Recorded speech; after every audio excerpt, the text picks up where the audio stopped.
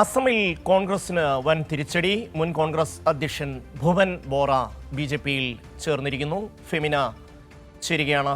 ഫെമിന, അസമും കേരളത്തോടൊപ്പം മറ്റ് സംസ്ഥാനങ്ങളോടൊപ്പം നിയമസഭാ തെരഞ്ഞെടുപ്പിലേക്ക് പോകുന്ന ഒരു സംസ്ഥാനമാണ്. അവിടെയാണ് കോൺഗ്രസിൻ്റെ മുൻ അധ്യക്ഷൻ ബിജെപിയിൽ ചേർന്നിരിക്കുന്നത്. ഫെബ്രുവരി മാസം 16-ാം തീയതി ഇദ്ദേഹം ബിജെപിയിൽ നിന്ന് രാജിവെക്കും എന്ന് കോൺഗ്രസിൽ നിന്ന് രാജിവെച്ച് ബിജെപിയിലേക്ക് പോയിരുന്നു. പക്ഷേ അദ്ദേഹം തിരികെ എത്തി. അതിനുശേഷം കോൺഗ്രസിൻ്റെ ഉന്നത നേതാക്കൾ രാഹുൽ ഗാന്ധി ഉൾപ്പെടെയുള്ളവർ ഇദ്ദേഹവുമായി സംസാരിച്ചു. പക്ഷേ ഫലമുണ്ടായില്ല.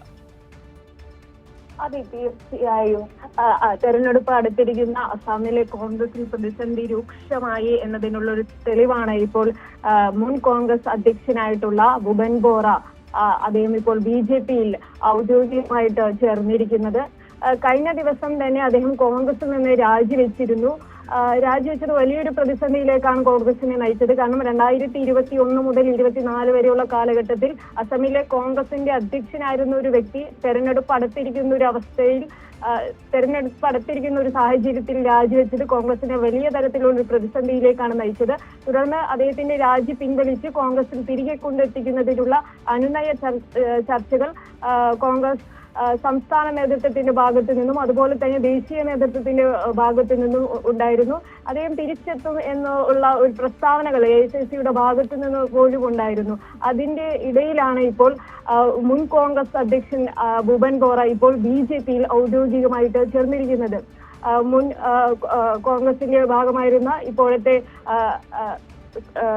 ഇപ്പോഴത്തെ മുഖ്യമന്ത്രി ഹിമന്ത് ബിശ്വ ശർമ്മയും കോൺഗ്രസിന്റെ ഭാഗമായിരുന്നു. ഇപ്പോൾ ഭുവൻ ബോറ കൂടി ബിജെപിയിലേക്ക് ചേരുമ്പോൾ അസമിൽ കോൺഗ്രസിന്റെ പതനം പൂർണ്ണമാവുകയാണ് എന്ന് വേണം മനസ്സിലാക്കാൻ.